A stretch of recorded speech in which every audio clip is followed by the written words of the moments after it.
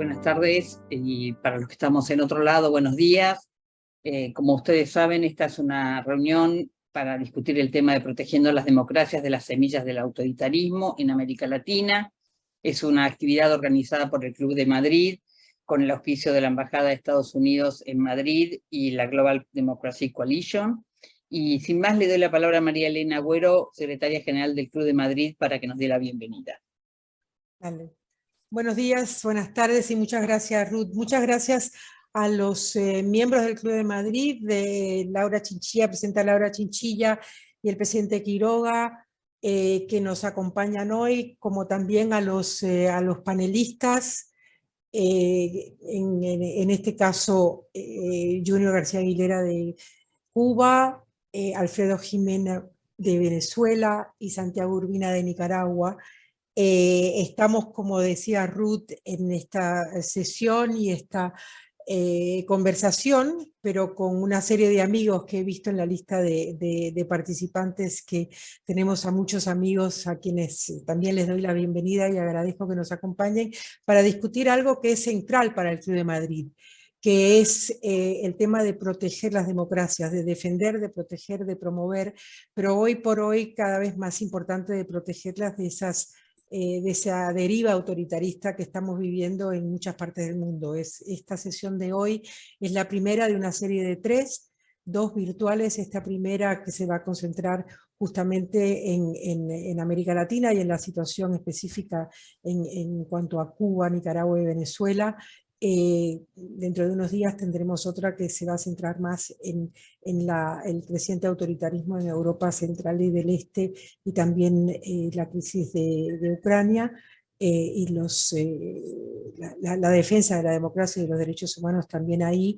Y el día 27 tendremos una que va a ser híbrida, presencial, pero híbrida también, juntando, y va a tener un enfoque mucho más global, juntando, digamos, lo que es esa conversación sobre la situación en América Latina y en Europa Central y del Este.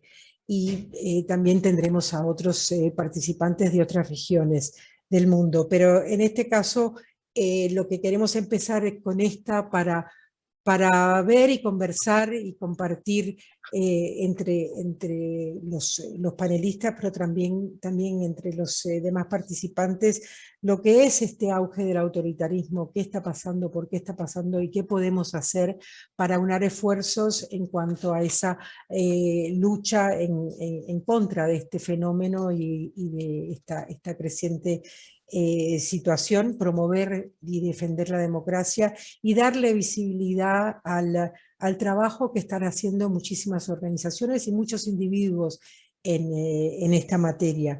Como decía Ruth Yamin, esto es un proyecto que estamos desarrollando con el apoyo de la Embajada de Estados Unidos aquí en Madrid, pero también en el marco de lo que es este Global Democracy Coalition, esta coalición para la democracia global, que es un esfuerzo dirigido a tratar estos temas, plantear estos temas en el marco de la Cumbre para la Democracia que tendrá lugar en Estados Unidos y desde Estados Unidos en unos pocos días, un par de semanas.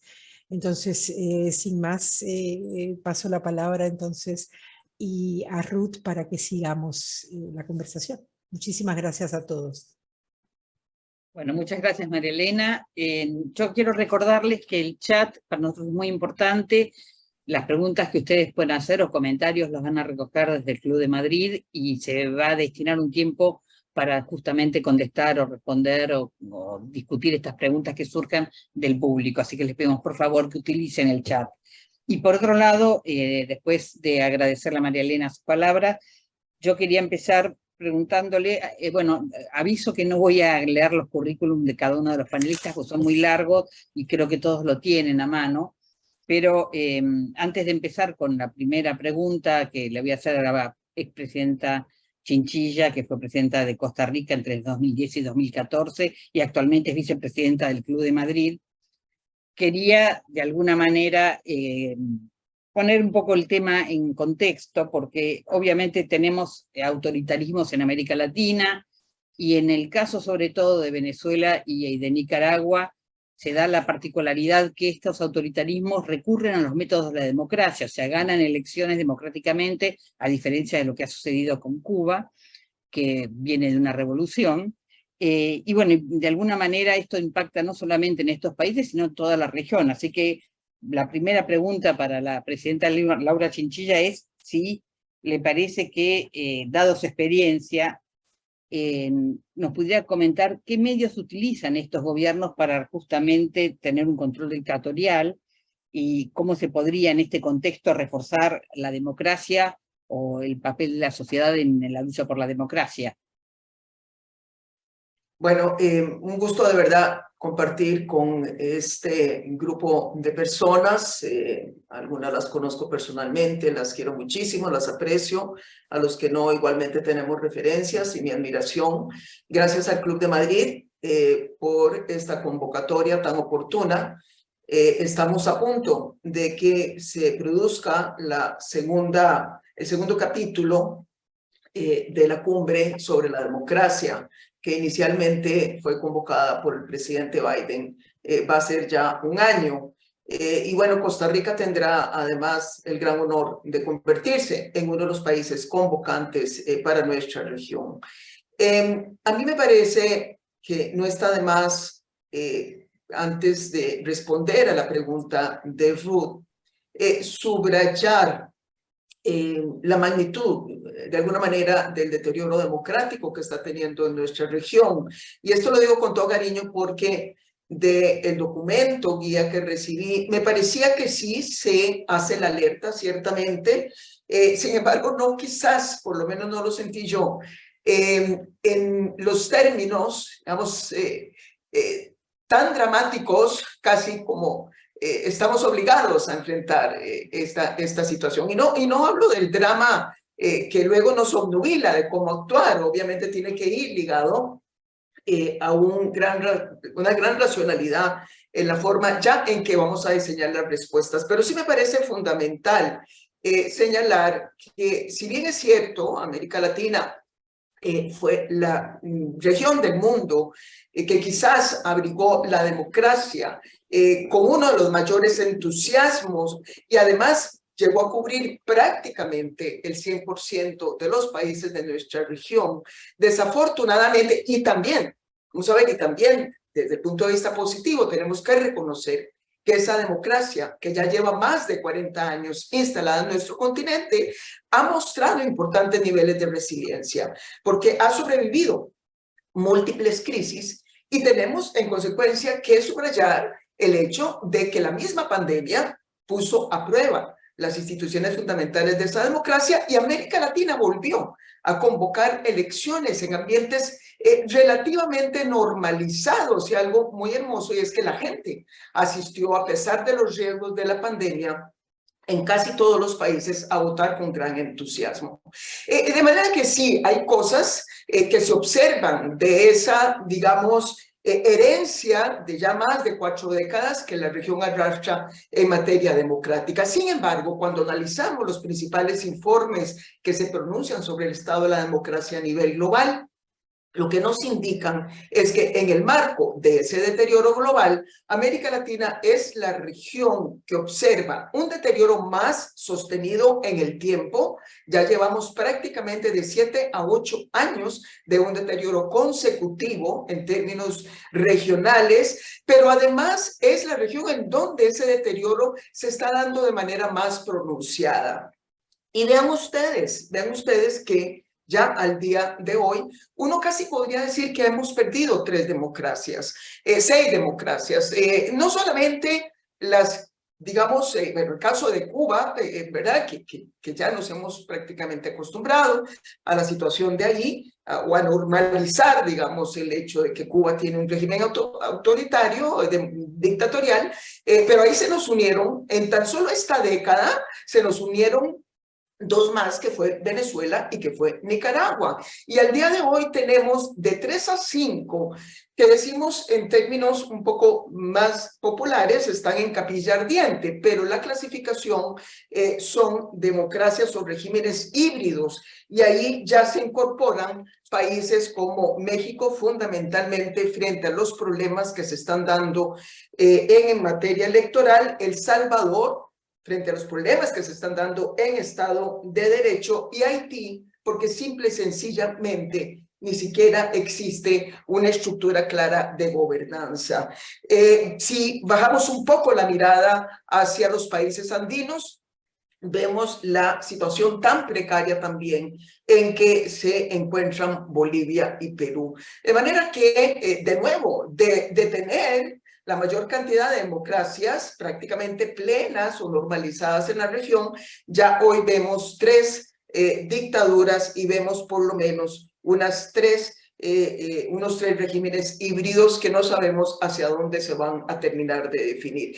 Entonces, es importante eso destacarlo. Otras cosas que quisiera dejar sobre la mesa es que desafortunadamente hay, digamos, un correlato desde el punto de vista de la ciudadanía frente a este deterioro institucional, en el sentido de que el apoyo a la democracia en nuestra región en prácticamente 12 o 13 años pasó de un 63% a casi un 48, 47%. Esta caída dramática de casi 15 puntos está mucho detrás de estos fenómenos que estamos experimentando. Algo que también llama la atención, todos estos son los datos del Latinobarómetro, que nos permite comparar estos eventos políticos entre países.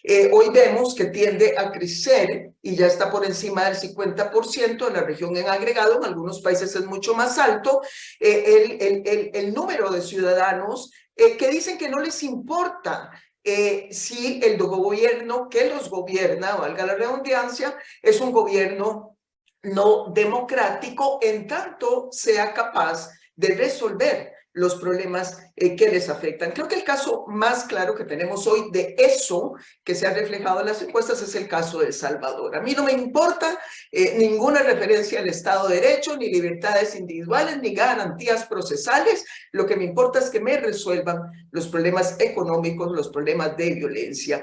Y un último dato que siempre ha estado muy evidente en las preocupaciones ciudadanas, y que creo que es una parte de ese trasfondo de las razones de por qué, es que para los ciudadanos latinoamericanos, y este dato viene de mucho atrás en esas encuestas del Latinobarómetro, la democracia ha sido un privilegio de algunos pocos, es decir, entre el 75 y 80%, y en algunos países ha llegado al 90%, consideran que se gobierna para las élites económicas y políticas, y no en favor de las personas. Entonces, un poco qué hacer, cómo enfrentar esta situación. Ustedes dan un título muy sugerente a esta conferencia, hablan de las semillas del autoritarismo, cómo prevenir un poco, digamos, esta situación, y yo quiero hacer 2 comentarios ahí. Lo primero es reconocer que de alguna manera las semillas del autoritarismo han estado sembradas por mucho tiempo. Es decir, si vemos Costa Rica, en América Latina es una región con profundas tendencias subterráneas hacia el autoritarismo en términos de su cultura, en términos de las características de sus líderes. El populismo ha sido una constante, el populismo autoritario ha sido una constante a lo largo de la historia, cuando vemos América Latina en periodos más largos. Entonces, en realidad la pregunta que nos tenemos que hacer es cómo evitar que germinen esas semillas que están ahí sembradas. ¿Cuáles son esas acciones para, número 1, evitar que germinen? Y número 2, en el caso que ya germinaron, ¿cómo hacer para derribar, digamos, ese matorral, digamos, que viene cubriendo y carcomiendo las instituciones de la democracia? Y ahí, ya con esto termino, lo podremos desarrollar más adelante. Ciertamente hay acciones en varios frentes. Uno tiene que ver con revisar profundamente y con mucha franqueza y honestidad la forma en que se ha gobernado aún en los años gloriosos de la democracia. Las democracias están verdaderamente atendiendo las demandas ciudadanas con oportunidad. ¿Qué está pasando con los temas de la integridad? El tema de la corrupción ha sido un tema obsceno en América Latina, es decir, cómo combatir esas causas profundas del desencanto democrático. En segundo término, cómo hacer para dar un salto cualitativo y mientras buscamos las formas de volver a validar y a legitimar la democracia representativa, cómo dar un salto cualitativo hacia formas alternativas de democracia, un poco más, me refiero a la democracia de tipo consultivo, la democracia de tipo deliberativo, la democracia directa, sin que esto nos lleve obviamente a dar más, digamos, más fuerza o más fuelle a los populismos que muchas veces se basan en ese tipo de movilizaciones, pero sí hay un desafío por dar ese salto cualitativo.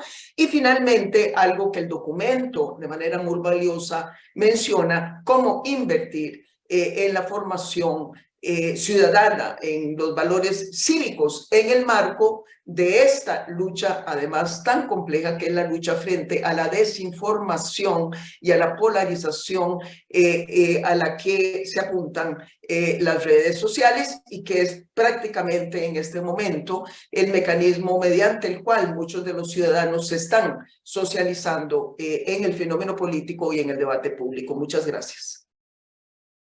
Si me permite, Presidenta Chinchilla, yo quería hacer una pregunta más sobre algo que usted habló, un minuto aunque sea, porque sé que es una experta en temas de seguridad pública y, digamos, de alguna manera usted presentó que hay raíces autoritarias en la sociedad, pero además que la sociedad ha bajado su apoyo a la democracia en un 15% y que lo que más le preocupa es el tema de la violencia y, bueno, el problema económico.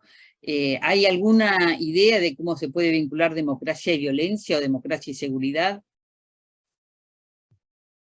Sin duda, es más, algo que duele precisamente frente ante, digamos, la gran conmoción que está generando las políticas del presidente de El Salvador, es que cuando vemos en un periodo de más mediano y largo plazo el fenómeno de la criminalidad en América Latina, que desgraciadamente tenemos que reconocer, ha habido picos en donde esa violencia criminal ha alcanzado niveles de récords mundiales en varios de nuestros países, sobre todo en los últimos años en los países del Triángulo Norte, es decir, son países que en ausencia de conflictos convencionales han ostentado las tasas de homicidio más violentas del mundo. Pero cuando vemos qué venía pasando en América Latina, y precisamente he seguido muy vinculada a esos estudios en nuestra región a través del PNUD, vemos que ya habían varios países, ciudades importantes dentro de países que habían demostrado que se podía bajar los niveles de la criminalidad y particularmente las tasas de homicidio a través de un abordaje muchísimo más integral de este fenómeno, sin sacrificar el Estado de Derecho, sin estigmatizar a los pobres, que son a los que está arrestando Bukele, o a los jóvenes tatuados, es decir, sin ningún estigma social, sin debilitar el Estado de Derecho y sin estar decretando estados de sitio. Y ahí están los ejemplos de varias ciudades de América Latina en donde hubo un éxito en ese sentido, solamente en Colombia, Medellín o Bogotá. En Brasil, el caso de Sao Paulo es uno de los casos exitosos, y los países del Triángulo Norte también habían venido observando una caída sistemática de esos delitos. En cuenta El Salvador aún antes de que lo gobernara Bukele. De manera que hay casos concretos en donde sí se puede combatir la violencia en el marco de la democracia. Y siempre cito mi país, como Costa Rica, estando en el barrio más peligroso del mundo, porque Centroamérica es el barrio más peligroso del mundo, es un corredor de crimen organizado, dado el fenómeno de las drogas, sin tener ejército, ha podido convertirse en uno de los países más seguros de América Latina. Apunta fundamentalmente de Estado de Derecho, de jueces que hacen su papel, de policías que se someten a las normas del Estado de Derecho y obviamente de políticas de prevención social que en última instancia son las que le dan sostenibilidad a la contención de la violencia. Muchísimas gracias por su contribución. Y ahí voy a aprovechar algo que estaba planteando la presidenta Chinchilla respecto al deterioro de la democracia después de un momento de mucho éxito, de mucha expansión, para hacerle la primera pregunta al presidente Quiroga, que también es miembro del Club de Madrid. Y la idea es, bueno, hemos pasado un momento donde la democracia tenía mucho valor, o los valores cívicos estaban muy por delante de otros valores, a un momento de mucho deterioro. Y la pregunta es por qué, después de haber alcanzado estos niveles de democracia tan altos, la región está viviendo ese deterioro. Gracias a Ruth, gracias a María Elena, saludo a Alfredo, que hace mucho tiempo no lo veía, y gracias a Junior, Santiago, por estar con nosotros en este panel. A la pregunta, Ruth, creo que el apogeo de la defensa principista y teórica de los valores que unen a las democracias se dio en la Carta Democrática de septiembre del 2001, donde se consignó que si queríamos ser miembros de las Américas, no bastaba la contiguidad territorial o marítima, tenías que tener elecciones libres, justas y transparentes, instituciones independientes, prensa libre, no criminalizar o encarcelar a la oposición y alternabilidad en el ejercicio del poder. En ese entonces, todos los que suscribieron el documento, incluyendo el extinto Hugo Chávez, decían respetar esos principios. Cuba era la excepción. De ahí para adelante empezó años de deterioro. Quizás los años 2004 al 14 hubo una coincidencia entre la fortaleza del proyecto chavista que financiaba otros proyectos en las regiones abierta y abiertamente, con la década china 2004-2014, que por lo menos en Sudamérica significó vender más materias primas a precios más elevados, llenando las arcas fiscales, dando prosperidad por un buen tiempo. Y la gente busca, como decía Laura, prosperidad, seguridad, y si no es tan democrático, de repente privilegian esos otros conceptos de prosperidad, seguridad. Y aquí se vio eso.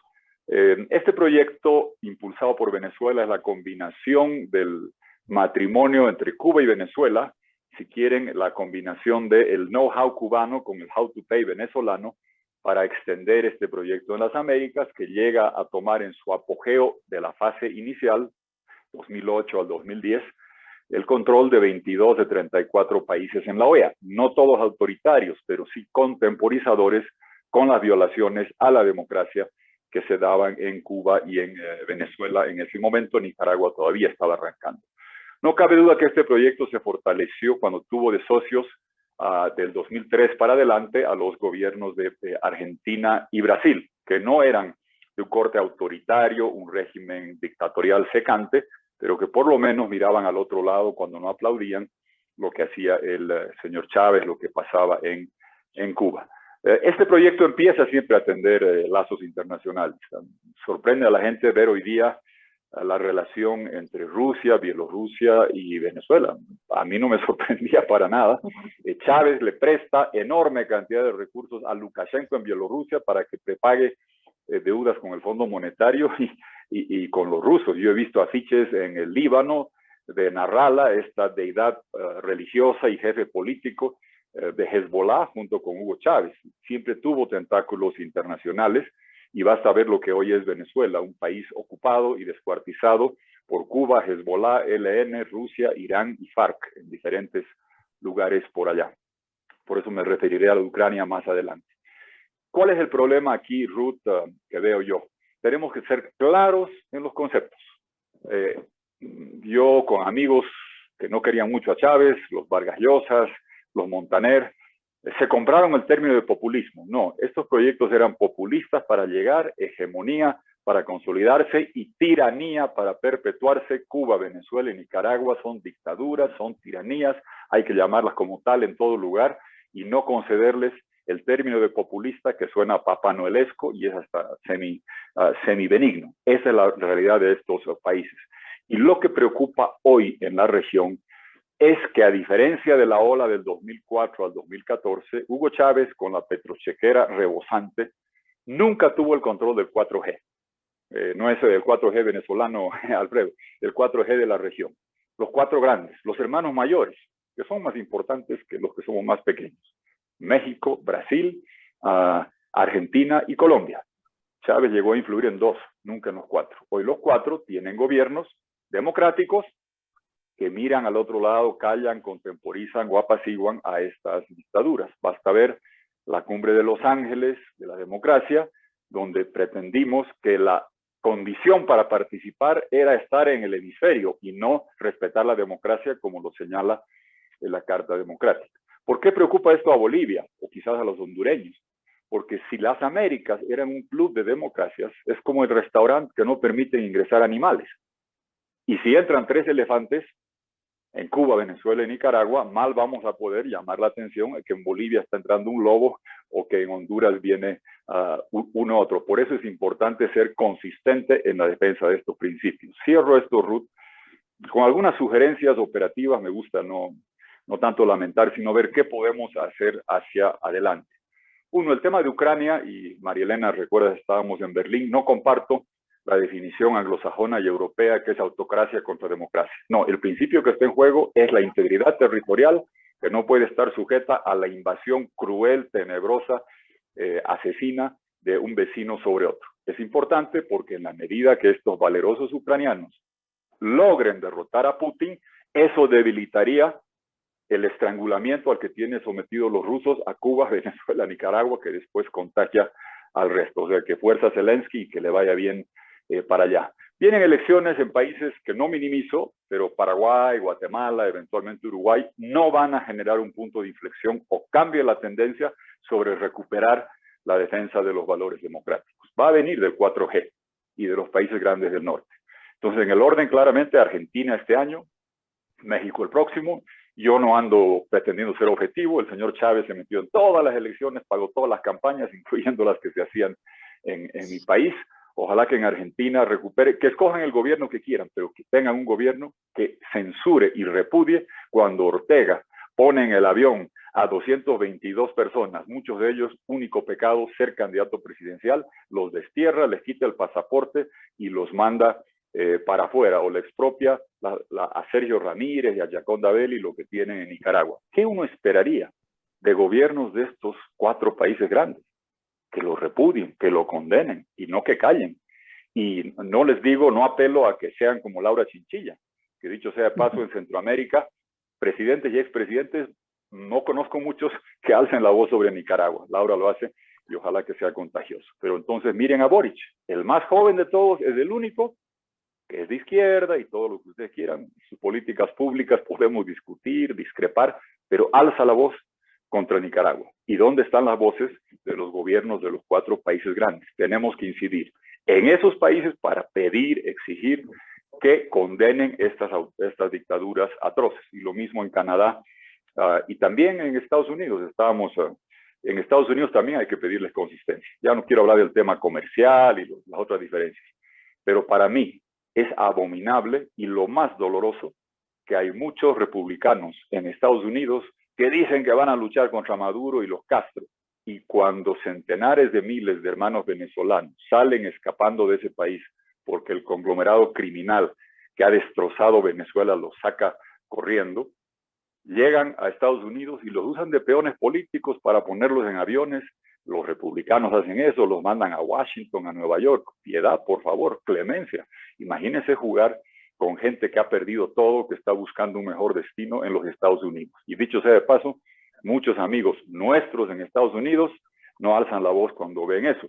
O también pedirle al senador más influyente, yo lo he hecho en Estados Unidos, el señor Sanders, tiene sus nostalgias juveniles, que las comprendo, yo también tengo algunas, sobre los sandinistas o los castristas, Pero imagínese el poder que tendría que el señor Sanders alce la voz, como lo hace Boric, y diga lo que está haciendo Ortega es inaceptable. Y diga lo mismo sobre lo que pasa en Cuba. Y termino con esto, gracias, Ruth. Solamente una última idea, no me escuchen mi apodo es Tutu, no me digan, escuchen a Desmond Tutu, el sudafricano decía, en situaciones de opresión, el que calla tomó partida por los opresores. Hay que pedir a la región, a las democracias, a Canadá, a Estados Unidos, que alcen la voz y censuren las dictaduras y no sean cómplices de los opresores en las 3 dictaduras. Muchas gracias, presidente. Me gustaría por ahí preguntarle con respecto a lo que usted nombró, una pequeña aclaración en el corto tiempo que tenemos. Porque usted decía una de las características de lo que es una democracia, entre ellas y todo, bueno, alternatividad, etcétera, pero instituciones. Y lo que uno ve es que en realidad lo primero que hacen estos presidentes autoritarios es capturar y manipular las instituciones. ¿Puede la sociedad hacer algo frente a eso? Primero, yo creo, Ruth, en 2 sentidos. Uno, la sociedad debe aprender a defenderlas. Quizá no valoramos estos principios. Uno ve y censura lo que pasó el 6 de enero en Estados Unidos cuando atacan el Congreso, o lo que pasó en Brasil. Y yo me pregunto esas voces dónde estaban cuando en Venezuela Maduro mandó atacar el Congreso, agarraron a golpes a Armando Armas, a, ¿cómo se llama? Alfredo Américo Di Gracia, los mandaron al hospital, en el Congreso, a los opositores, y a María Corina Machado le hicieron cirugía plástica reconstructiva en la nariz agarrándola a patadas. La consistencia en reclamar eso afuera es necesario y valorar la defensa de estos es fundamental en nuestros países. Laura ha señalado un ejemplo, que a cambio de seguridad en Salvador aceptan que el Ejecutivo cope el Poder Judicial, que después, como en Venezuela, como en Nicaragua, como está ocurriendo en Bolivia, termina convirtiéndose en el paredón judicial contemporáneo. El paredón del 59 en Cuba hoy es judicial, los fiscales cargan las balas, los jueces jalan el gatillo y persiguen y fusilan a todos los opositores. Entonces sí, hay que tomar conciencia en el valor de defender estos dentro de los países, incluyendo los principios de prensa libre, y también en el hemisferio allá donde se vea que estos están afectados. Todos hemos firmado prensa libre, instituciones independientes, alternabilidad en el ejercicio del poder, y sin embargo, cuando se ve violaciones, se calla, incluyendo Ortega pretendió que ser tirano a perpetuidad era un derecho humano e hizo eso con un juez servil, cosa que se replicó en Honduras, cosa que se replicó en Bolivia, cosa que acaba de suceder también en Salvador. El autoritarismo arbitrario que busca atornillarse en el poder es con las 2 manos. Hay que censurar y repudiar estos temas y defenderlos donde veamos que están en peligro en toda la región y dentro de cada país. Muchas gracias por su contestación, muy buena y muy completa. Y ahora le voy a pedir a los 3 panelistas de los 3 países autoritarios que puedan contestar también algunas preguntas. En primer lugar tenemos a Junior García, que es también un activista por la democracia y la defensa de los derechos humanos, pero además creador de un movimiento dentro de Cuba que se llamó Archipiélago y que de alguna manera quería mostrar justamente la represión que había en el país. En el caso de Nicaragua, bueno, ha habido elecciones sin la participación de los principales 7 candidatos, y eso de alguna manera también muestra prácticas abusivas y contrarias al Estado de Derecho. Y bueno, en el caso de Venezuela está en investigación la Corte Penal Internacional por supuestamente crímenes cometidos de lesa humanidad por el gobierno de Nicolás Maduro. Así que me parece que, digamos, todos tienen un perfil muy interesante para poder comentar un poco la percepción que tienen respecto a su propia actividad, si su actuación política para luchar contra el autoritarismo está dando resultados, qué obstáculos y qué apoyos están encontrando, y cómo piensan que debería actuar el sistema internacional para tener una política global de defensa de la democracia y los derechos humanos. Junior, si quieres expresar, te doy la palabra primero. Bueno, muchísimas gracias, de verdad. Me encanta volver a ver a mis amigos de Nicaragua y Venezuela, que hacía rato que no coincidíamos. Y he pensado mucho en ustedes en estos días de películas y de premios Oscar. He pensado mucho en un título de un filme que tiene que ver con nuestras realidades, y es El Triángulo de la Tristeza. Yo le llamo a Cuba, Nicaragua y Venezuela el Triángulo de la Tristeza.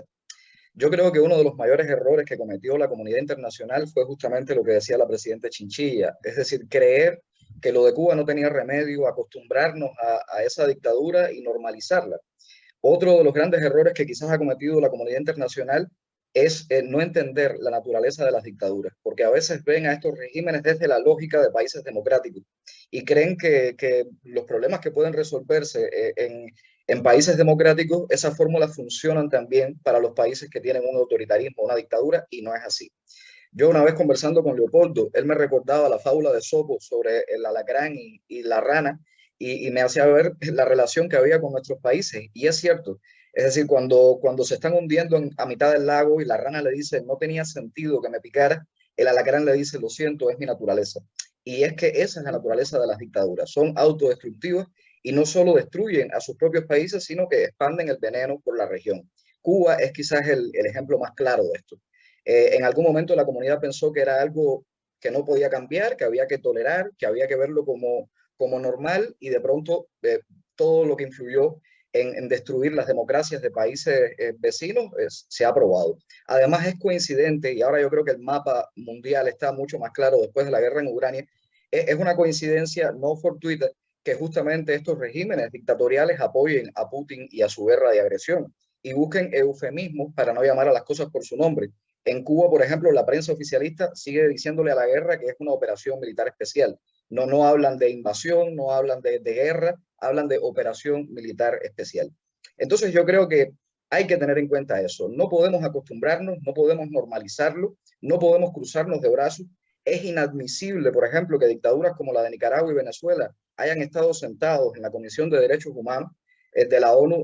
No basta simplemente con los populismos que aprovechan la dictadura de las mayorías. La democracia jamás puede ser la dictadura de las mayorías. Hay principios como los derechos humanos, el Estado de Derecho, la separación de poderes a los que no se puede renunciar porque una parte de la población quiera hacerlo.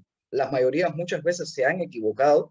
Está el ejemplo de Jesucristo, cuando la mayoría dijo crucifíquenlo, pero en la Alemania nazi las mayorías apoyaron a Hitler en su momento. En el principio de la Revolución Cubana, las mayorías apoyaron los fusilamientos, y eso no significa porque hayan tenido un apoyo bastante grande que estaba bien o que estaba correcto lo que hacían.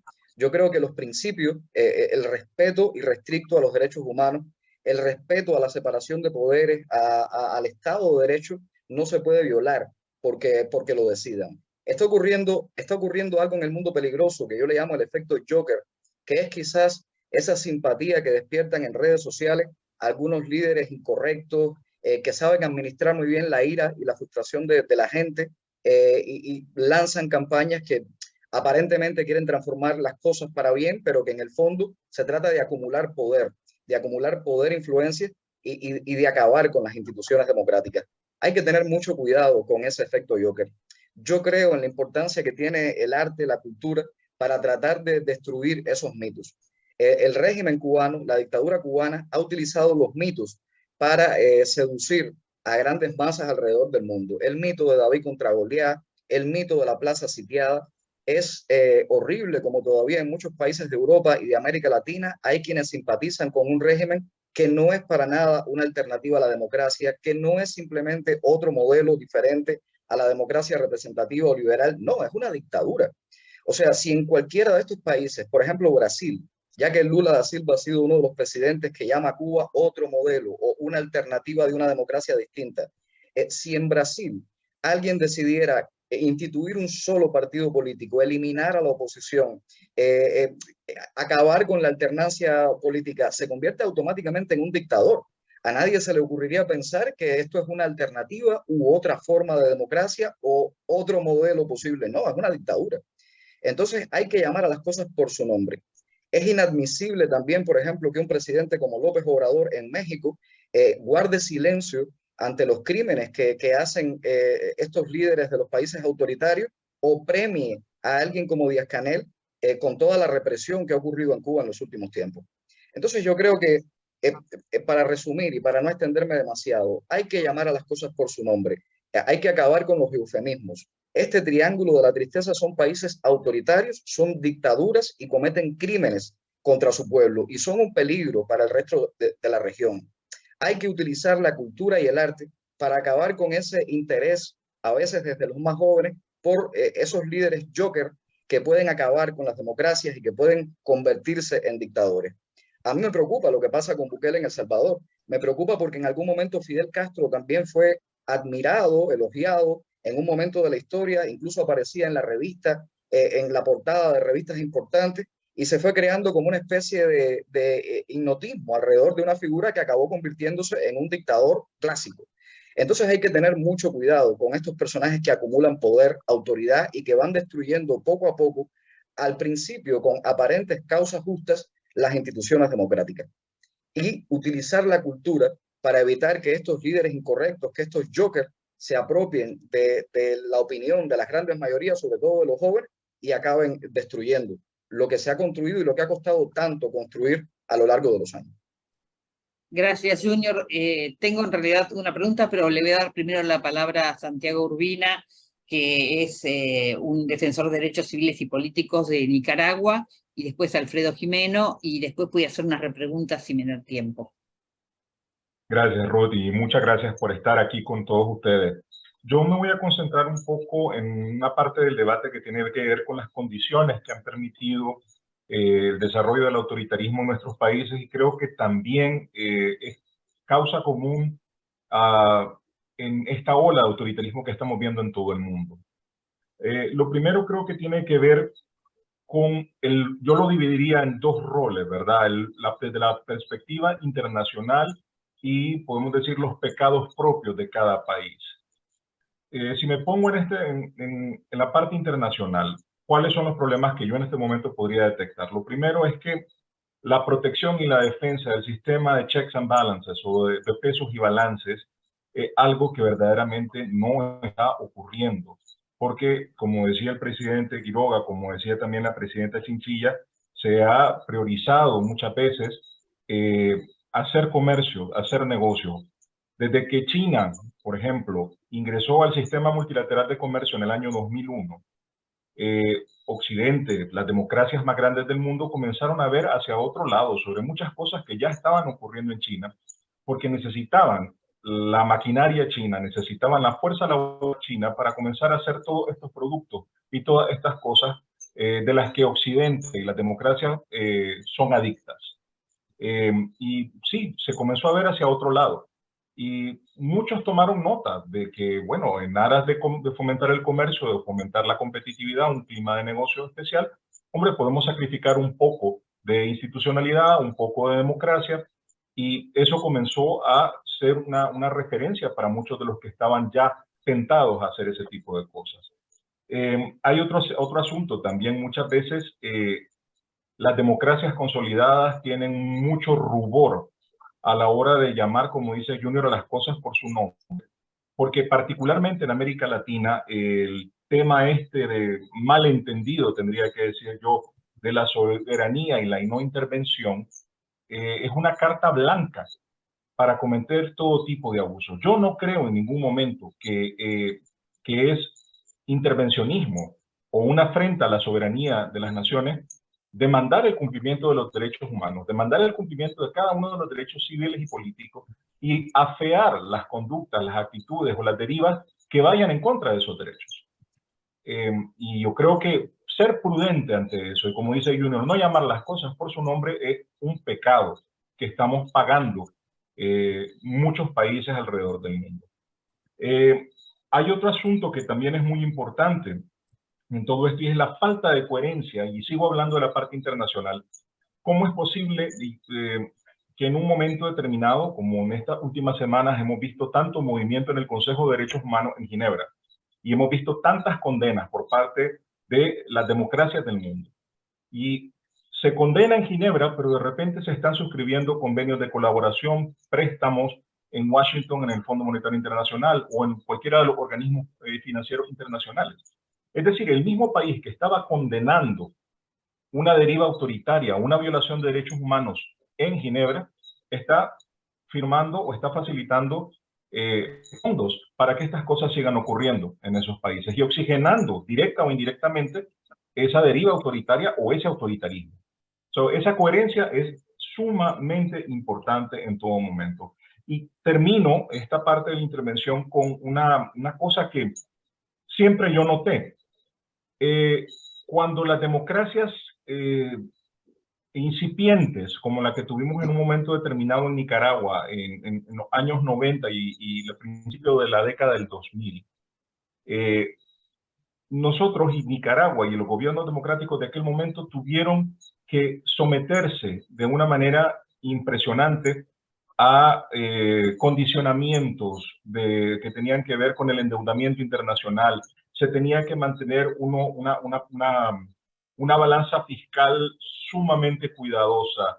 Se exigían recortes, se exigían un sinnúmero de cosas desde los organismos financieros internacionales que yo no veo que en este momento estén haciendo con muchas de estos gobiernos autoritarios que tenemos en América Latina. Y lo que quiero decir con esto es que la misma comunidad internacional puede ser sumamente estricta con las democracias incipientes que están haciendo su mejor esfuerzo para poder sacar adelante a un país, pero pueden ser muy laxas de repente con los que sencillamente no toman en cuenta el derecho internacional y la protección o el cumplimiento de los compromisos internacionales en materia de protección de derechos civiles y políticos. Muchas gracias. Muchas gracias, Santiago. Alfredo Jimeno, que es de Venezuela, es miembro del Partido Voluntad Popular, ex concejal de Caracas y actualmente exiliado político. Le damos ahora el tiempo a usted. Muchas gracias, Ruth. De verdad, un placer para mí estar aquí al lado de tantas personas que admiro. Y tenemos tanto que agradecerle, y hablo como venezolano, a la presidenta Chinchilla, al presidente Tuto Quiroga, grandes amigos de nuestra causa, que han sido desde el inicio de la enfermedad que mi país tiene, los grandes voceros ante la comunidad internacional de anunciar lo que venía y que lamentablemente no se equivocaron, tenían razón. Así como Junior y Santiago, que estamos en la misma lucha y que entendimos y nos encontramos en Madrid, y no por casualidad esto es el Club de Madrid, pero nos encontramos en Madrid, Santiago, Junior y muchos otros venezolanos, cubanos, nicaragüenses y ahora bolivianos también, porque entendemos que el mal que afecta a nuestros países es el mismo mal. Y hasta hace poco, lamentablemente, no lo habíamos visto y tal vez no lo habíamos querido ver como parte del concierto de la comunidad internacional. Yo quiero ser muy breve, además de hablar después de ustedes es muy complejo, pero un poco citando la palabra de la presidenta Chinchilla con respecto al título de este evento, las semillas del autoritarismo en América Latina. Pues esas semillas ya dieron fruto, y ya dieron 3 o 4 frutos bastante peligrosos y bastante contaminados que están haciendo daño al resto de la nación, de la región, perdón. Y a mí mi preocupación, un poco lo decía Santiago ahora, es cuál es el costo que tienen estos regímenes ante la comunidad internacional. ¿Cuál es el verdadero costo asociado? Cuando ven que reina la impunidad ante los ataques, la violación de derechos humanos y sobre todo el atentado a las instituciones. Y ahí me quiero detener.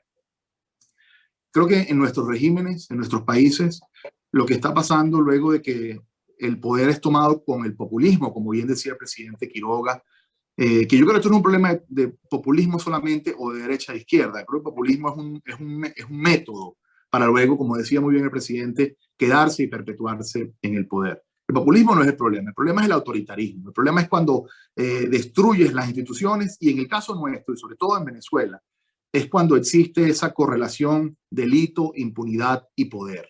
En Venezuela eso es simbiótico.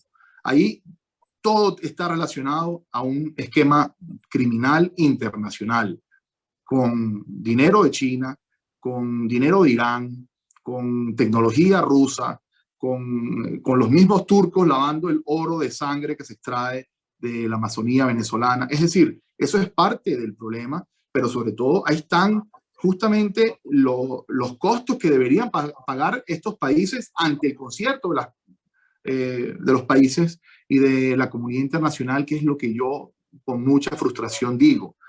Los autoritarismos trabajan de manera colaborativa y las democracias del mundo son más bien competitivas y ven a veces con mucho cálculo qué está pasando en nuestros países. Creo que uno de los grandes problemas también que tenemos, que es muy frustrante, y hoy lo digo como venezolano, que me cuesta un poco descifrar la sociedad venezolana de las cúpulas, de las nuevas élites que se han formado, de las burbujas que Chávez y su gente ha podido construir en Venezuela, donde hacen ver que la culpa de todo esto ha sido culpa de la oposición, el viejo libreto, que hacen ver que las sanciones han hecho, como en Cuba, según esa narrativa, han sido las causantes de la crisis, cuando ellos han sido los champions del mundo en la corrupción. Entonces pregunto a la comunidad internacional, ¿cuáles son las líneas rojas que tienen que pasar estos regímenes para que hayan sanciones mucho más concretas, para que haya costos mucho más elevados, para que esto no se siga replicando y no se vea como algo atractivo, como hoy lamentablemente se dejó de ver la democracia. La democracia dejó de ser sexy para muchos de estos liderazgos, y están viendo, como bien decía Junior, esos liderazgos joker que empiezan con los elementos de la antipolítica a querer comenzar una nueva rueda, comenzar un nuevo ciclo de populismo para perpetuar estos regímenes en nuestras regiones. Gracias, Alfredo. Y muy brevemente, porque tenemos poco tiempo, les voy a hacer una pregunta a cada uno. Empiezo por Junior. Muy buena toda tu presentación. Me pareció muy fuerte este argumento de que la dictadura es autodestructiva, pero me gustaría que podría aclarar muy brevemente qué condiciones permiten que esta dictadura se mantenga y no tenga de alguna manera una reversión. Le hago la pregunta también a Santiago y a Alfredo y después te doy la palabra a ti. Santiago, en la clasificación de dictadura grosera que hizo el Papa, nos ha llamado bastante la atención porque se ha hecho sobre Nicaragua, pero no ha nombrado para nada a Venezuela y Cuba, ha hablado muy en general, sobre todo pensando que en 2015 él estuvo en Cuba y que no hizo ningún tipo de apreciación crítica. ¿Qué reflexión te genera esto de que solamente a Nicaragua la llame la dictadura grosera? Y para Alfredo, bueno, me pareció muy interesante también esto de que las semillas ya dieron fruto y contaminan, pero ¿qué sanciones estás pensando que se pueden aplicar desde el sistema internacional para la defensa de la democracia? Un minuto y medio cada uno. ¿Empezás con Junior? Sí. Bueno, los villanos suelen tener éxito cuando el resto no hace nada, cuando nos cruzamos de brazos o cuando creemos que no hay solución. También muchos creen en el mundo, eso que hablaba, por ejemplo, Santiago, de la soberanía y la no injerencia, eso es una trampa, porque tiene que ver con el esposo violento que maltrata a su esposa y aquellos que dicen, no, es un matrimonio, en un matrimonio no nos metemos. No, la sociedad tiene que hacer leyes, tiene que buscar formas para que sencillamente eso no se tolere. Entonces pasa lo mismo con las dictaduras, o sea, hay que hacer algo concretamente y no solo depende de los pueblos, porque los pueblos generalmente en estas dictaduras están amordazados, no tienen maneras reales de poder transformar las cosas. Hace falta el apoyo internacional. Yo tenía un discurso anti-embargo porque había caído en la propia trampa del régimen y aunque sigo creyendo que las sanciones que afectan generalmente a la población causando hambre o miseria no funcionan, al contrario, son un mecanismo porque la miseria siempre beneficia al poder. Mientras los pueblos dependan del Estado, ellos van a conservar y acumular más poder. Pero tiene que haber sanciones. Y alguien que me abrió los ojos con respecto a este tema fue el propio Nelson Mandela, cuando en la ONU pedía sanciones fuertes contra el régimen de Sudáfrica. Entonces creo que sí, hay que repensar las sanciones, hay que ver cuáles pueden ser las más efectivas, pero no se puede de ninguna manera tratar como normales a estos violadores de derechos humanos, a estos violadores de la democracia, a estos dictadores. Tienen que tomar medidas en las instituciones internacionales, tienen que buscar formas de que funcione la presión internacional y hay que apoyar sobre todo a los pueblos, no abandonarlos, no hacer como el vecino que ve que un hombre maltrata a su familia y sencillamente decide no meterse. Yo creo que hay que meterse, hay que entender que no es injerencia, que no es violar la soberanía, es sencillamente estar comprometido con el sufrimiento y con el dolor de los demás. Gracias, Junior. Santiago.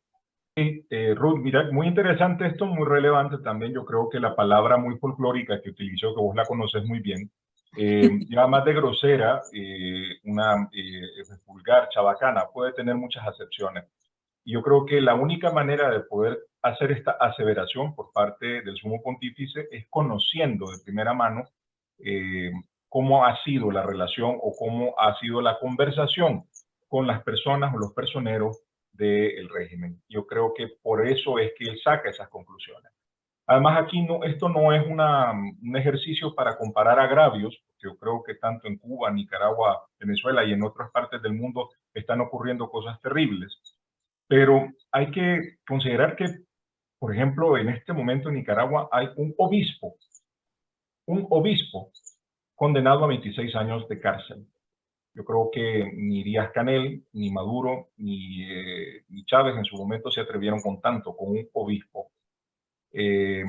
No solamente eso, hay una persecución que está ocurriendo en este momento contra la Iglesia Católica, la ilegalización de Cáritas, hace más difícil poder tener una relación de esa soft diplomacy que normalmente practica la Santa Sede. Y yo creo que por eso su santidad fue tan gauchesco a la hora de describir lo que estaba ocurriendo. Gracias, Santiago. Alfredo.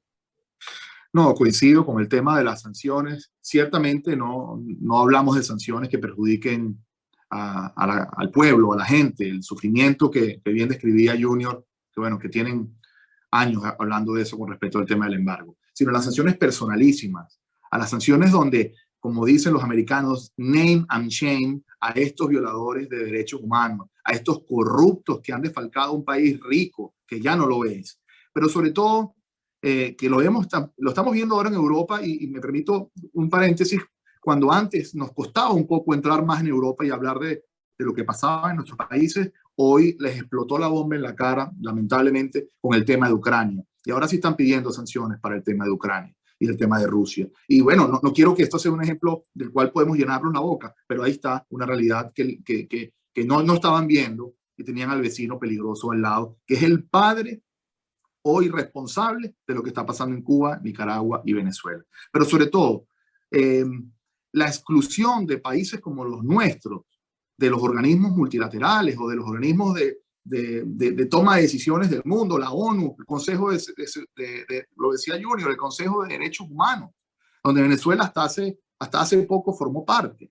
O sea, ¿cómo es esto que ellos se pagan y se dan el vuelto, como decimos en Venezuela? Eso no debería ser así. Eso tiene una doble moral que no debemos permitir, y creo que ahí es donde, como han dicho todos, los países demócratas que quieren mantener la democracia en esta recesión democrática que estamos viviendo, tienen que pararse firme y llamar las cosas por su nombre.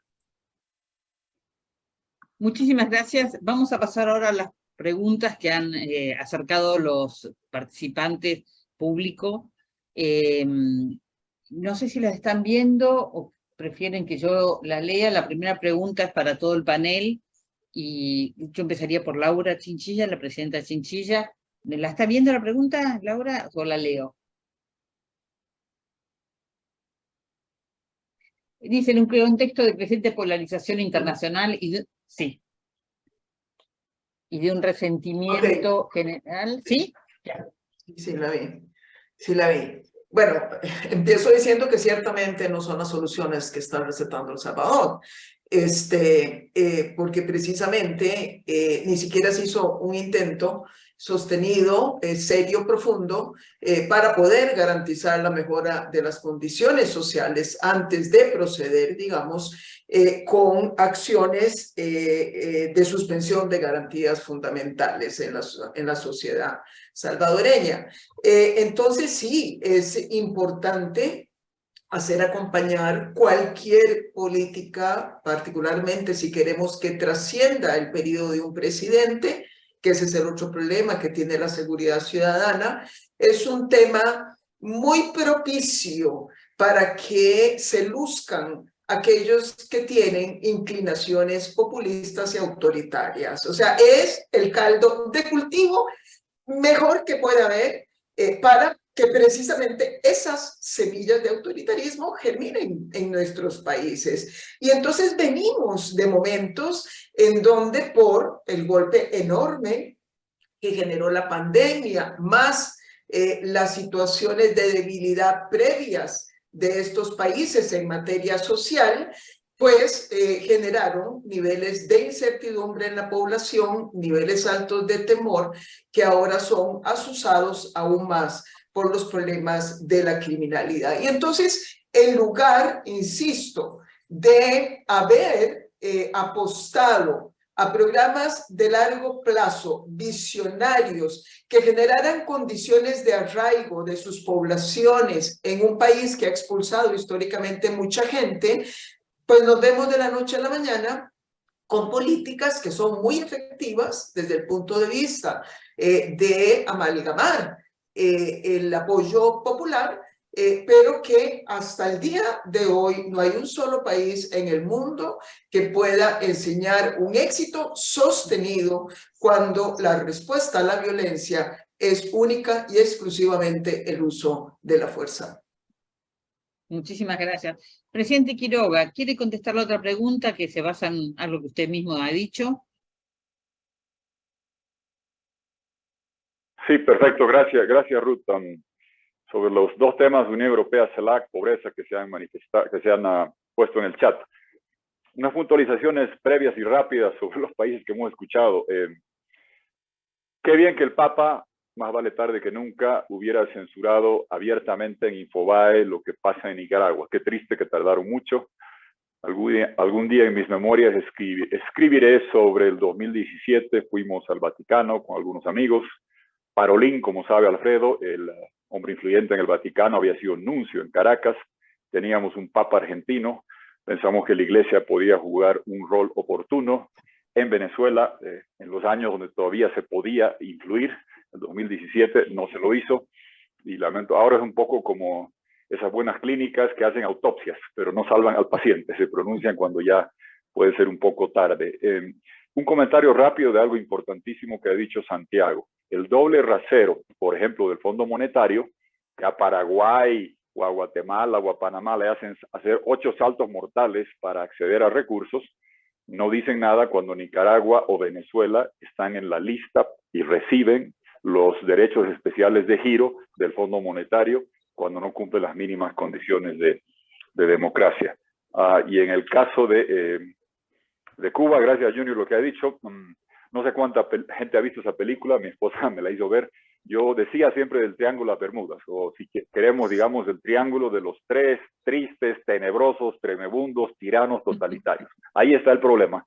Ahí tenemos que concentrarnos con estos y usar lo que decía Payá, demandar a Colombia, a México, a Argentina, a Brasil, a Estados Unidos, que no sufran de la hemiplegia democrática que decía Osvaldo Payá.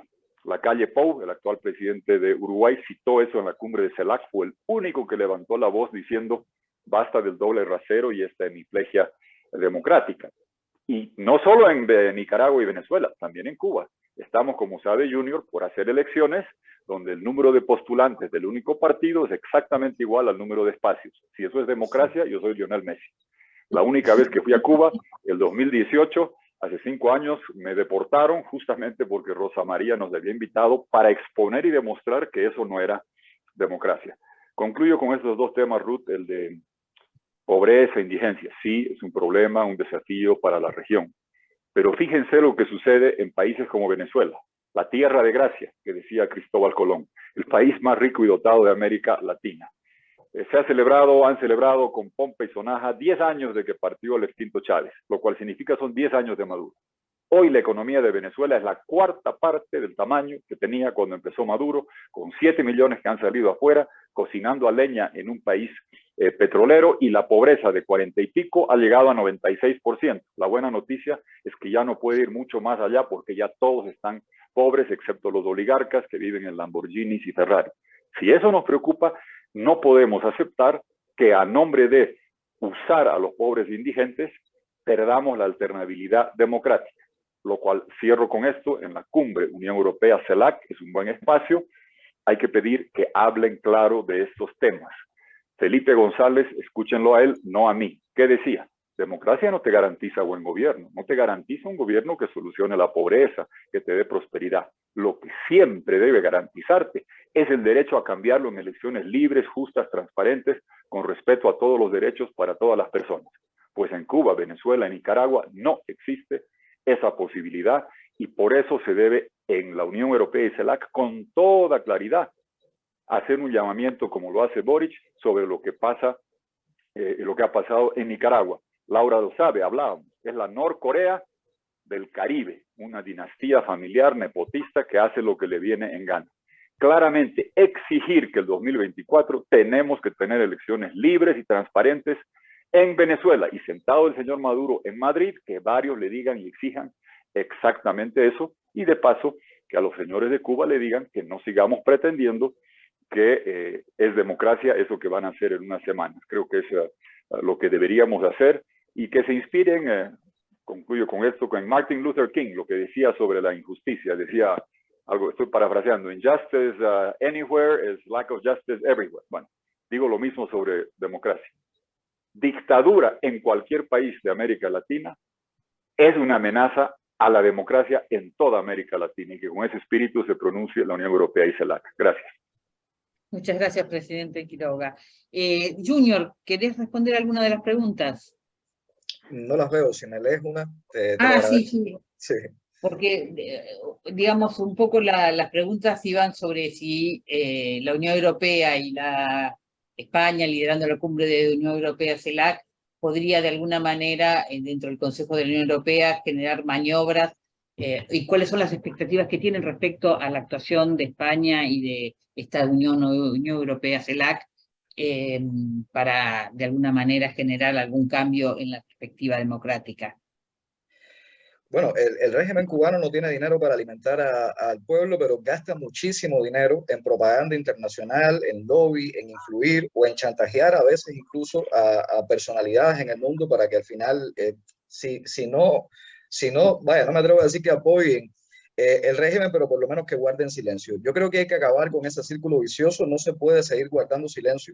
La Unión Europea debería acercarse a la enorme comunidad de venezolanos, cubanos, nicaragüenses, sobre todo que está viviendo en Europa y ahora específicamente en Madrid. O sea, hay que acercarse a escuchar lo que dicen de primera mano los que han sufrido estas dictaduras, y hay que tomar decisiones firmes, fuertes. Hay que eliminar por completo, como decía el presidente Quiroga, esta hemiplegia moral. No se pueden seguir viendo las cosas con una sola parte del cerebro. Hay que entender que sencillamente es intolerable que en estos países no se respeten los principales, las cosas mínimas que hay que respetar en el mundo, los derechos humanos, el Estado de Derecho, la separación de poderes. No se puede tolerar que sencillamente ellos digan que es otro modelo, otro tipo de democracia o una alternativa. No, son dictaduras.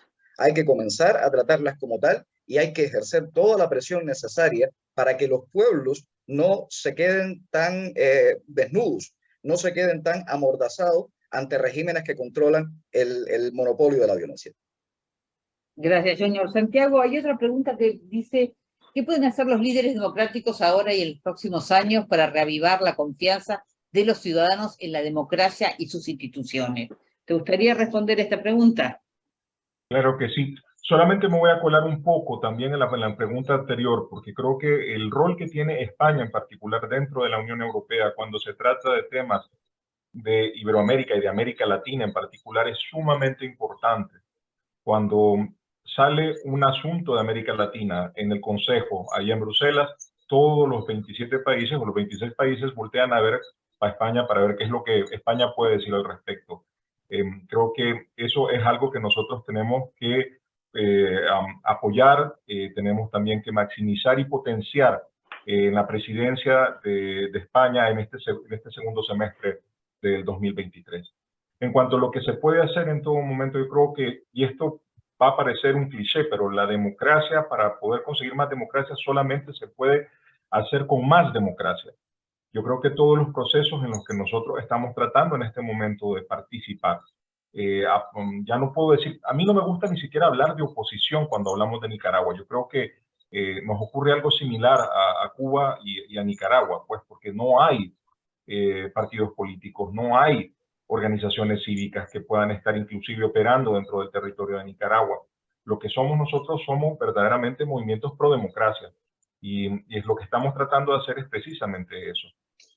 ¿Y cómo podemos nosotros estimular esto? Yo creo que el hecho de que el liderazgo más visible de los movimientos pro democracia de Nicaragua, que estaban encarcelados injustamente hasta el 9 de febrero de este año, el hecho de que ellos estén libres en este momento, aunque con el sabor amargo del destierro en medio de todo eso, permite al pueblo nicaragüense a pensar en una posibilidad, a pensar en una reestructuración y ver hacia dónde se puede caminar con eso. Yo creo que eso es lo más importante. ¿Cómo se va a hacer esto?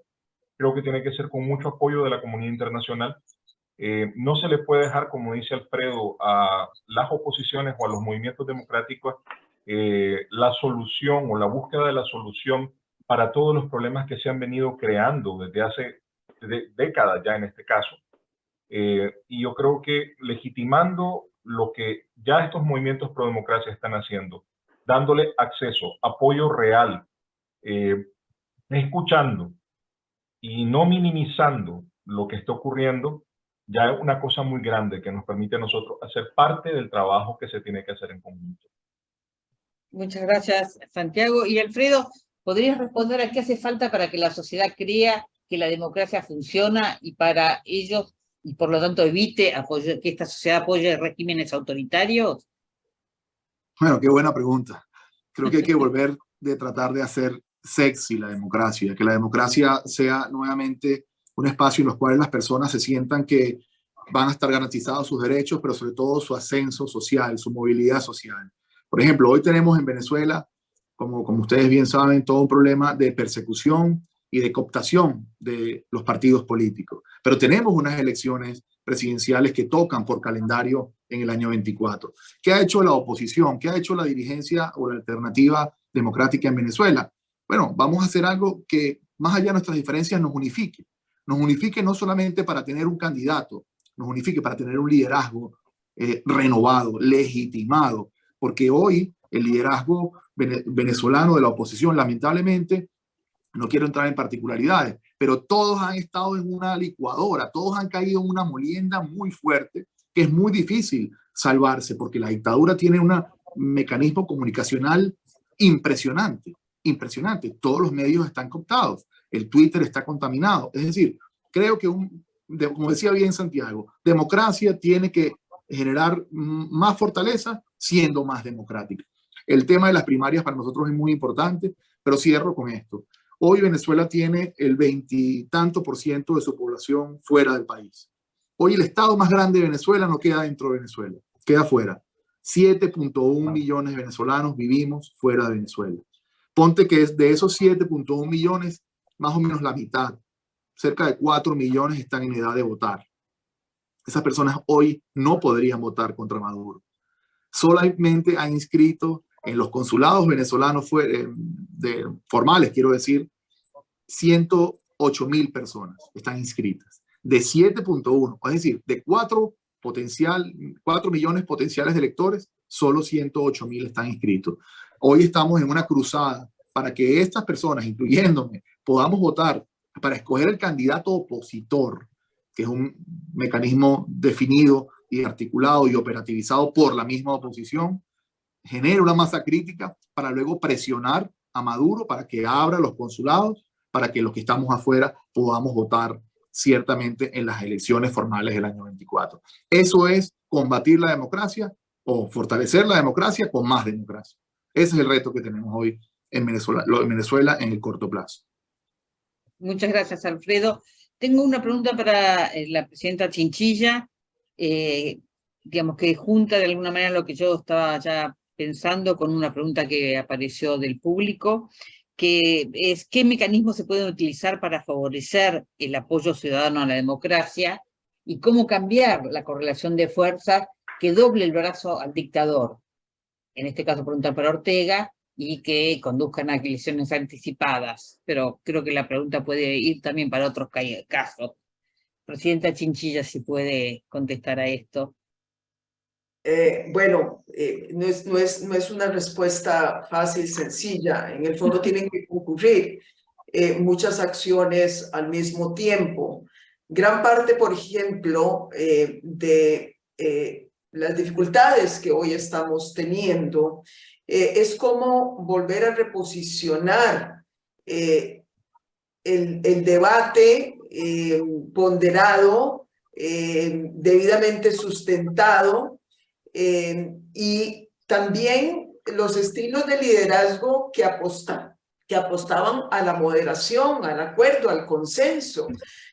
Cualquier candidatura que irrumpa en los procesos electorales actuales, en América Latina, pero también en otros países, no es exclusivo de nuestro contexto, pero sí ciertamente muy característico, cualquier liderazgo que irrumpa con la pretensión de la moderación, de apropiarse del centro, como se ganaban elecciones en el pasado, yo gané mi elección precisamente apoderándome del centro, ¿no?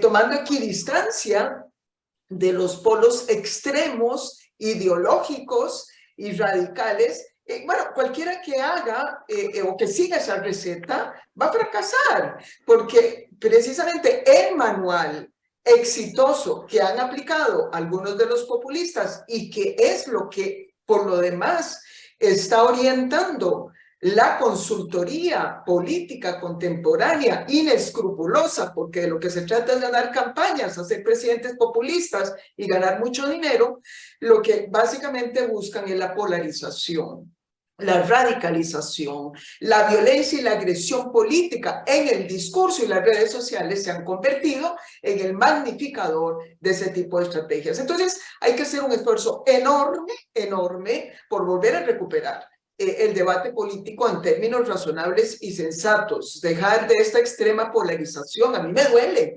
alguna gente que han sido colegas míos y que están prestos a condenar los mismos eventos que no han condenado, dependiendo de quién esté detrás de la emisión de los mismos, si es un radical de izquierda o un radical de derecha.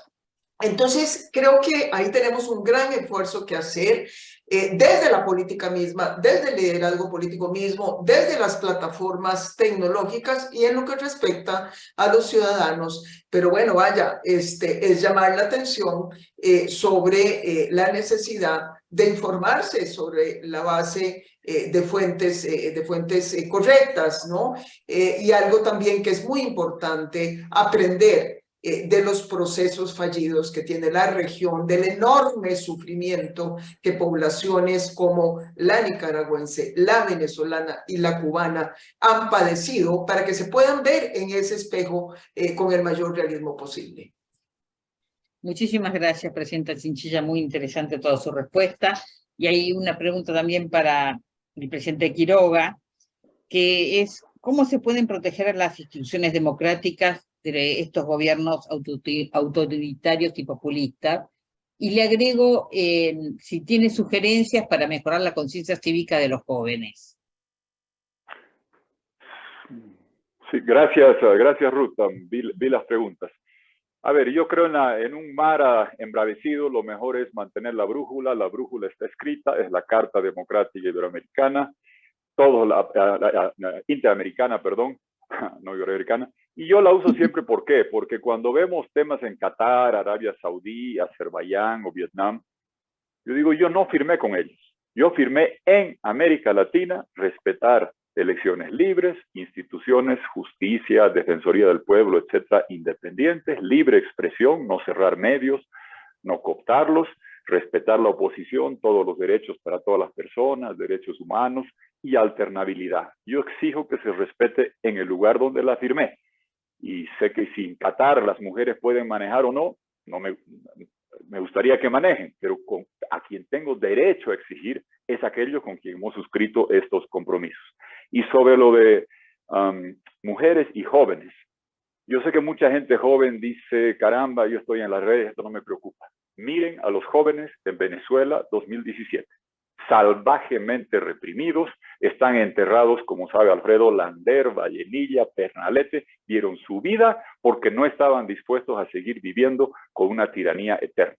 Miren Nicaragua 2018, y si no quieren ver videos, lean a Sergio Ramírez, Tongolele no sabía bailar, una represión salvaje contra los jóvenes, porque los viejos empezamos a perder las agallas con el paso del tiempo, los jóvenes ya no se resignan.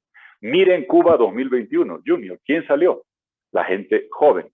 Entonces, usen eso como ejemplo y propongo también que usemos el tema de mujeres. ¿Por qué? Porque los tiranos, voy a ser políticamente incorrecto, siempre son con O, no son tiranex o tiranés, no, son con O.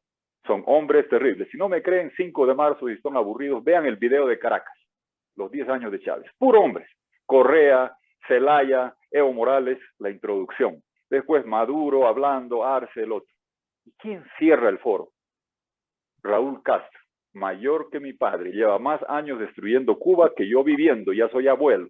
Sentado en primera fila, Valdés, con su cara imperial española y su uniforme castrista, y todos estos venían a rendirle pleitesía a los que mandan, que son los de el señor Raúl Castro y Valdés, mayores que mi padre, a quien le han quitado la licencia de conducir hace muchos años, y estos dos señores siguen conduciendo o destrozando y llevando el auto al barranco en varios países de la región.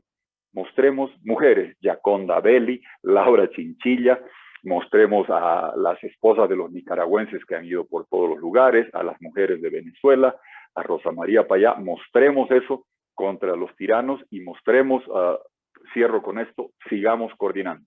Ellos, los tiranos, siempre coordinan. Acaban de anunciar Maduro que el vampiro cubano petrolero, que le ha sacado toda la sangre, va a recibir 1,5 millones de barriles de Venezuela, que es un paciente postrado en cama que perdió toda la sangre y sigue siendo el vampiro cubano a llevarle los barriles a un país donde han destrozado la economía. Chávez y Maduro le han quitado 14 ceros a su moneda. Al pobre libertador Bolívar lo vuelven Bolívar regular, Bolívar soberano, Bolívar fuerte, y cada día compra menos, y Cuba se aprovecha de eso. Expongamos las tiranías, coordinemos, mostremos a las mujeres y a los jóvenes que la lucha contra los tiranos debe ser principalmente las que más sufren son las mujeres, y que a la larga los que más van a pagar son los jóvenes que ya no quieren seguir viviendo décadas de ostracismo y dictadura. Gracias. Muchas gracias, presidente. Queda 1 minuto, no sé quién quiere responder, pero sería esta, o sea, quedan otras preguntas que no vamos a poder responder por el tiempo, pero preguntan si hay alguna campaña concreta que esté llevando a cabo para acabar con el autoritarismo. No sé si alguien quiere responder. 1 minuto. Alfredo. Sí, yo creo que es importante. Muchas gracias. Hay una iniciativa en la cual estamos muchos aquí que se llama World Liberty Congress, el Congreso Mundial por la Libertad. Y los invito a que lo puedan ver en la página web, lo puedan ver en sus redes, y que ahí hay una iniciativa mundial con Gary Kasparov, con el presidente Quiroga, Santiago Junior, Ana Applebaum, Masih Alinejad de Irán, muchos líderes y lideresas que están y entendimos que estamos todos bajo el mismo problema y estamos tratando de abordar de manera conjunta la solución a los mismos, compartiendo las experiencias, lo que nos ha ido bien, lo que no nos ha ido tan bien, pero sobre todo poniendo un hombro, solidarizándonos entre hermanos, porque tenemos el mismo problema. Estoy seguro que este paso va a hacer que estemos cada día más cerca de la libertad. Muchas gracias. Gracias, Alfredo. Bueno, yo quiero agradecer a los panelistas por las brillantes exposiciones que hicieron, y creo que han sacado muchísimo material para los futuros debates. También quiero agradecer a los participantes que han estado en las redes por haber hecho preguntas tan buenas y haber estado atentos a lo que se decía. Hoy la sesión era sobre América Latina, la reunión del jueves próximo a las también 16 horas es sobre Europa del Este, Rusia y Bielorrusia, tal como anunció María Elena Agüero al principio. Y finalmente, el 27 de marzo, en el marco de esta Democracy Partnership Day, se va a ver otro evento donde el Club de Madrid también se está sumando para pensar la cumbre de la democracia y sus objetivos de dar espacio a otras voces para justamente que ayuden a promover la democracia. Gracias a los miembros del Club de Madrid, gracias a los panelistas, gracias a la Embajada de Estados Unidos por el apoyo también dado a esto, y esperamos que estén todos presentes en la próxima reunión. Gracias a todos.